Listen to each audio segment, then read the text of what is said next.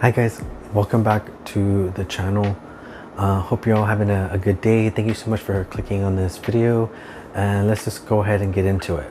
So there's a lot of things that are going on right now in this country, in this world, and one of these things has something to do with the word gay. This is not a political channel. This is a channel about myself, talking about my colostomy bag, and dealing with diverticulitis.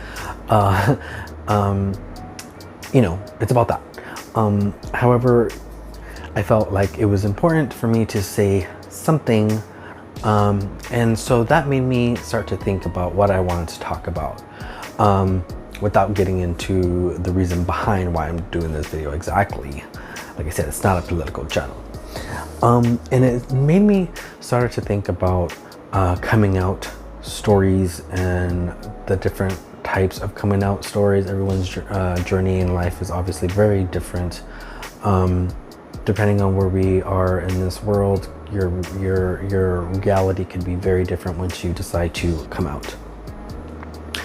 And so I wanted to talk a little bit about my story and my kind of thoughts and reactions to other people's coming out stories. All right, so let's just go ahead and get into it. To be honest, I don't have a coming out story, really. I remember a conversation I had with my father, who was not in my life for majority of my existence. But there was a time when he came back, and it was during those years where I was really figuring out who I was. And it was more of a conversation between, someone trying to get to know someone, without judging. I know he wanted a relationship with me, a father-son relationship, start building on that, and so it was merely just trying to get to know me, I think. And it was a very different situation with my mom, of course, but with my dad, it was him asking me and me just responding and saying yes, I never really sat anyone down and had to tell them that I was gay and whatever. It was honestly my life coming up and figuring that out about myself. It was me just honestly doing what was, I guess, natural to me, and I never felt the need to tell anyone that I was gay, other than maybe my childhood best friend, where I mentioned it, I put it out there, and so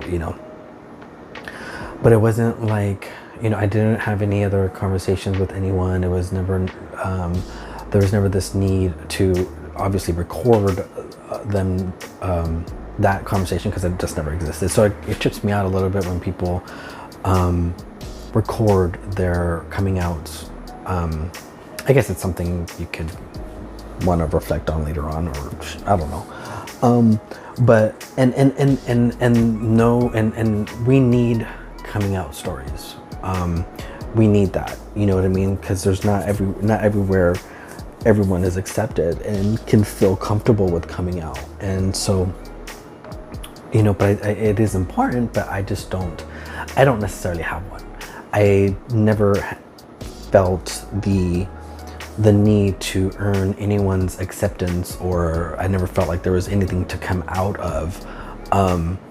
And so and to this day, I don't feel the need to get anyone's acceptance of any part of my life, the gay part, whatever.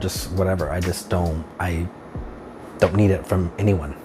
And so I guess that's why I don't have like these coming out stories to really kind of share.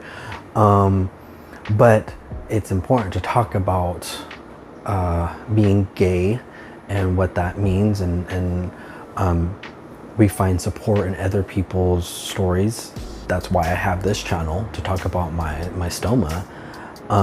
So I understand the importance of them.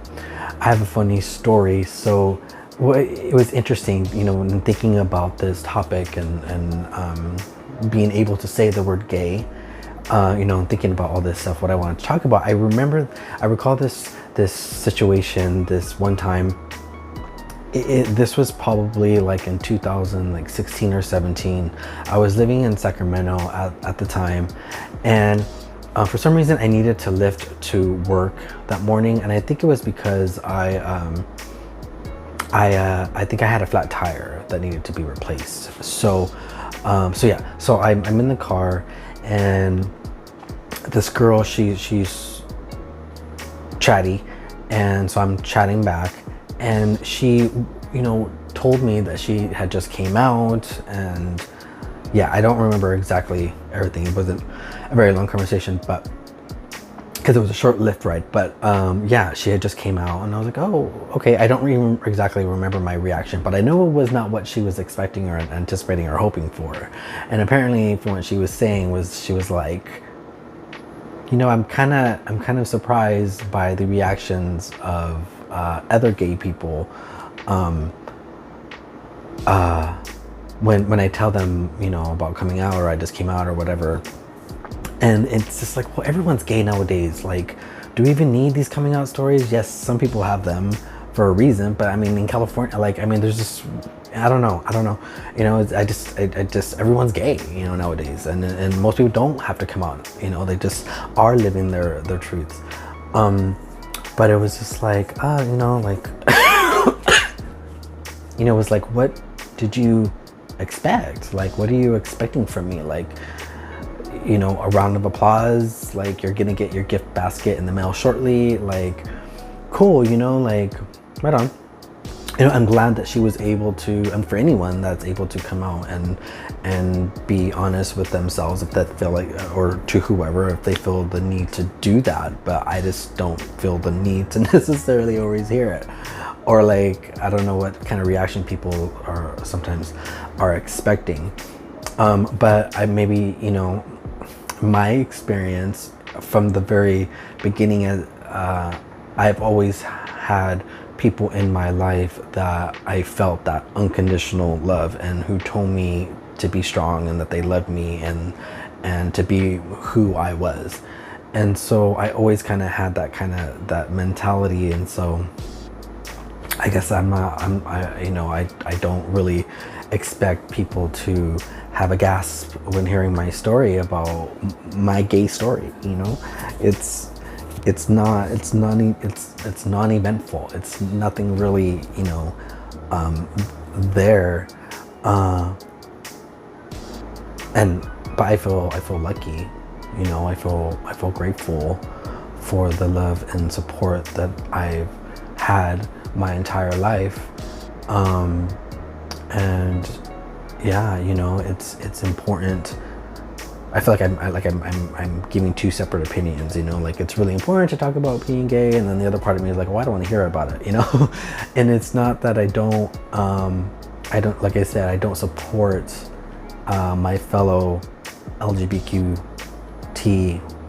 you know, whatever else is in there, like, it's not that I don't support, and especially, you know, you think about transsexuals, and you know, people who are transitioning and going through that, and that to me is just so brave, and guess has to be incredibly hard and challenging, but yet liberating and freeing. And so, shoot, you know what I mean? Like, if you're not hurting anybody, like, honestly, just live your life however you need to express yourself. Some people are a little bit louder with their gayness, and some people are a little bit quieter. Like the most, like, I don't rep the flag. Like, the rainbow flag to me is annoying, and it's just too busy. Like, there's just way too much going on it, and I just, whatever, you know.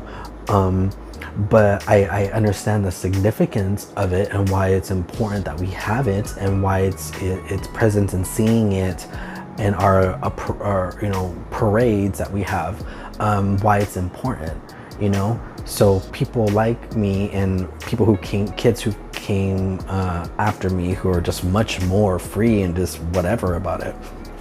If we didn't have the elders that fought and died and challenged what was being put upon.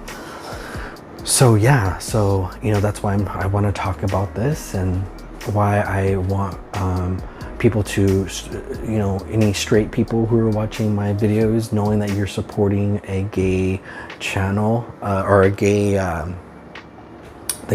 know, that I am a gay person and you are supporting me.